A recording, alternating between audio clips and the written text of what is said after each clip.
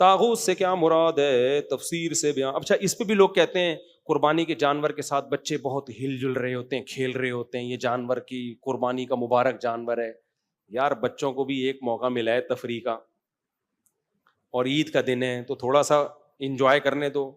بہت لوگ مجھے کہتے ہیں اس پہ بیان دیں, گلی میں جانور کو بھگا بھگا کے گھوم رہے ہیں, اس سے جانور کو تکلیف ہو رہی ہے. وہ جانور ہے بھائی, وہ برگر فیملی سے اس کا تعلق, کوئی ڈیفنس کا پلا ہوا برگر فیملی کا بچہ نہیں ہے.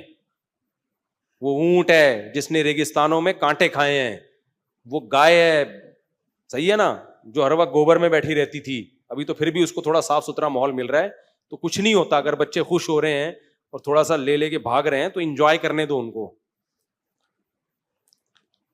وہی لطیفہ ہے نا, مسجد میں بچے آ گئے تو وہ لوگ کہتے ہیں نا کیوں آ گئے, شرارتیں کر رہے ہیں. تو ایک دیہاتی کی مسجد آ گئی نا, بھینس آ گئی مسجد میں, امام صاحب نے پکڑ کے ڈنڈا مارا. تو دیہاتی نے کہا بے زبان جانور ہے, نہ سمجھ, کبھی مجھے دیکھا آپ نے مسجد میں؟ تو بے زبان ہے, غلطی سے آ گیا بیچارہ, اس کو کیوں مار رہے ہو؟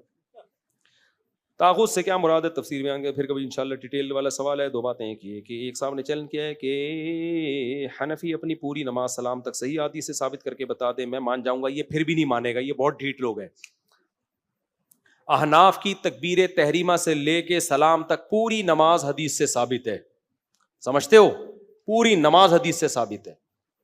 ان سے میں پوچھتا ہوں کہ آپ اپنی پوری نماز حدیث سے ثابت کر کے دکھاؤ. یہ نہیں کر سکتے. تو جو اس طرح کی بات کر رہے ہیں نا اس کو لاؤ میرے پاس, میں اس سے چند سوال پوچھوں گا, تم ثابت کرو. دوسری بات یہ کہ حدیث کہتے ہیں کہ نبی صلی اللہ علیہ وسلم کی آخری نماز ویسی ہی تھی جیسے کہ ہم پڑھتے ہیں. حنفی جھوٹ بولتے ہیں کہ ترک رفع الیدین ہے. صحابہ کرام میں اکثریت ترک رفع الیدین کرتی تھی. یہ اس طرح کے جتنے بھی لوگ ہیں نا, ان کو ڈی موٹیویٹ کیا کرو. ان کا کوئی کام نہیں ہے, ان کا رفع الیدین ٹانگیں چوڑی. میں مانتا ہوں سارے اہل حدیث ایسے نہیں ہوتے جیسے جس نے آپ پر یہ اعتراض کیا, لیکن بہت سے اس طرح کے ہوتے ہیں, ان کو ایسی بیماری ہوتی ہے کہ ان کو کوئی غرض ہی نہیں ہے. وہ ووٹ بھی اس بات پہ دیتے ہیں کہ وہ رفع الیدین کر رہا ہے کہ نہیں کر رہا. ان کا سب سے بڑا مسئلہ کیا بن چکا ہے؟ رفع الیدین. تو یہ کم ظرف لوگ ہیں, سمجھتے ہو؟ یہ اختلافی مسئلہ ہے, صدیوں سے چلا آ رہا ہے. ابراہیم نخعی جن کا نام امام بخاری بڑے احترام سے لیتے ہیں, وہ ترک رفع الیدین کے قائل تھے. عبداللہ بن مسعود ترک رفع الیدین کے, صحیح حدیث ہے ترمذی کی. تو اور عبداللہ بن مسعود کے جتنے شاگرد تھے وہ سارے ترک رفع الیدین کے بغیر نماز پڑھتے تھے. تو یہ کیا ان لوگوں کو نہیں پتا تھا نبی نے آخری نماز کیسے پڑھی ہے؟ تو اختلافی مسئلہ ہے, اس کو اتنا ہی رہنے دو. تو یہ کسی کام کے لوگ نہیں, ان سے امت میں کوئی خیر کی امیدیں نہ رکھیں میرے دوست. اور جو یہ بات کیا کریں رفع الیدین, اس سے بولو 3 طلاق کا مسئلہ زیادہ اہم ہے یہ رفع الیدین کا. میں ہر اہل حدیث کو چیلنج نہیں کر رہا, اہل حدیث میں معتدل بھی ہیں, لیکن جو اس طرح کے جس کو خارش ہو نا, جو پرچیاں لکھ رہا ہو, اس کو بولو رفع الیدین نہ کرنا زیادہ برا ہے, یہ 3 طلاق دے کر حرام بیوی کو رکھ لینا زیادہ برا ہے. تو فوراً کہے گا 3 طلاقوں سے حرام نہیں ہوتی. پھر میں آپ کو ایک چیلنج کرتا ہوں, اس کو بولو مفتی طارق مسعود صاحب کے پاس آ جاؤ 3 طلاق کے مسئلے میں. میں آپ کو بتا دوں وہ زہر کا پیالہ پی کے 100 دفعہ مر جائے گا, اس مسئلے پر کبھی بحث نہیں کرے گا. یہ اس کی علامت ہے کہ اس کو پتا ہے کہ یہ جو ہم نے بلنڈر کیا ہے نا کہ طلاقوں کے بعد بیویوں کے جو ہم حلال کرنے کا فتویٰ دے دیتے ہیں, تو اس میں ہم سے بہت بڑا بلنڈر ہوا ہے. تبھی وہ اس موضوع پر زہر, جیسے مرزا غلام احمد قادیانی کو جو فالو کرتے ہیں, وہ اس پہ آپ سے مناظرہ کریں گے کہ نبی صلی اللہ علیہ وسلم آخری نبی تھے یا نہیں تھے. اس میں الجھائیں گے, آپ کو کوشش کریں گے الجھانے کی. لیکن آپ اس سے اگر یہ بحث کرو کہ شرافت نبوت سے پہلے کا مقام ہے, پہلے کسی آدمی کا شریف ہونا ثابت ہوتا ہے, پھر آگے نبوت پہ بات ہوتی ہے. تو آپ قادیانیوں سے یہ بحث کرو کہ ہم اس بحث کو چھوڑو نبی آخری نبی تھے یا نہیں تھے, گل ویلے دی تے پھل موسم دا. اس پہ بحث کرو کہ مرزا غلام احمد قادیانی شریف انسان تھا یا نہیں تھا. ہم اس کی کتابوں سے ثابت کریں گے. نبی ہونا تو دور کی بات, ظاہر ہے جو اتنا بڑا کذاب اور دجال ہو وہ شریف ہو سکتا ہے جس نے اتنا بڑا جھوٹ باندھ دیا. ہم یہ ثابت کریں گے اس کی کتابوں سے کہ وہ شریف آدمی نہیں تھا.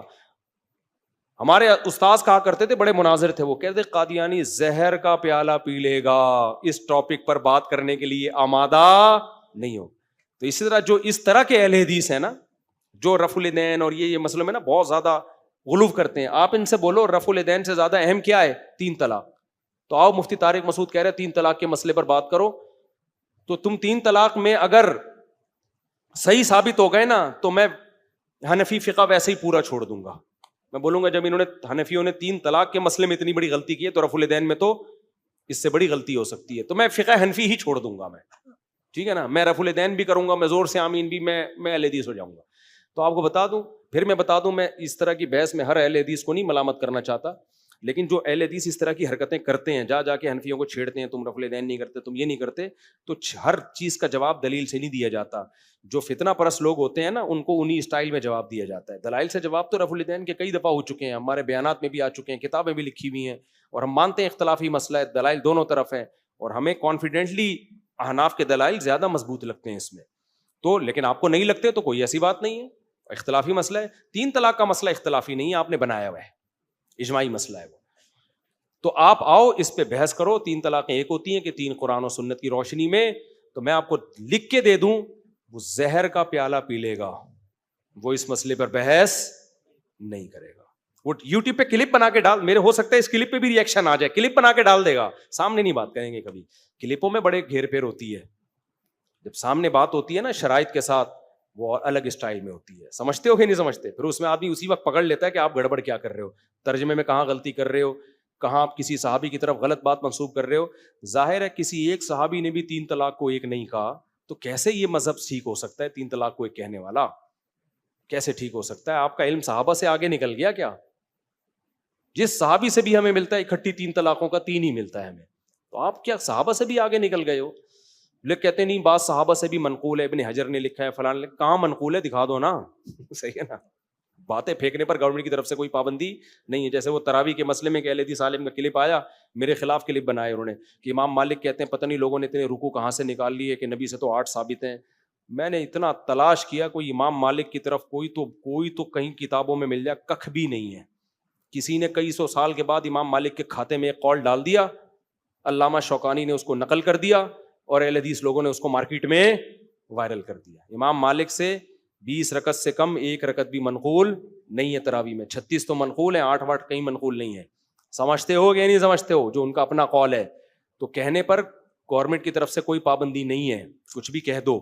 جب آدمی حقائق کی دنیا میں جاتا ہے تو پتہ چلتا ہے کہ اگر امام مالک نے 8 رکعتوں کا قول کیا ہوتا تو مالکی 8 رکعت کو لیتے نا, وہ کیوں 36 اور 20 رکعتوں کو لے رہے ہیں؟ میرے دوست ویڈیو فلم دیکھتا ہے, میں نے اس کو منع کیا تو کہتا ہے ویڈیو دیکھنا منع نہیں ہے. بھائی ویڈیو میں لڑکیوں کو دیکھنا منع ہے, سمجھتے ہو؟ کوئی ڈاکومنٹری وغیرہ ہو وہ ٹھیک ہے, وہ دیکھ سکتے ہو. کوئی مفید ویڈیو ہو ڈاکومنٹری وہ ٹھیک ہے.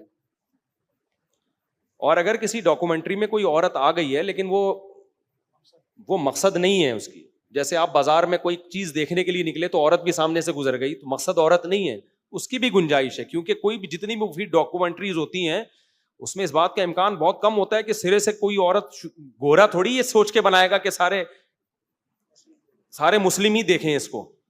تو اس میں اگر عورت کوئی بیہودہ لباس میں نہیں ہے, اور کیونکہ جب اس طرح کی ڈاکومنٹریز میں عورتیں آتی ہیں اکثر بوڑھی اور میچور عورتیں آتی ہیں, تو آپ ان کو نہ دیکھیں, احتیاط کریں آپ.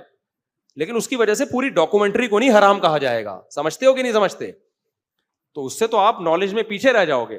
اور کتاب پڑھنے سے اتنی انسان کو کوئی چیز ازبر نہیں ہوتی ہے جتنی اس معلومات سے متعلق ڈاکومنٹری دیکھنے سے وہ دماغ میں بیٹھ جاتی ہے آپ کے. تو وہ جو مفید ڈاکومنٹریز ہیں وہ بھی دیکھ سکتے ہیں, اس میں کوئی حرج نہیں.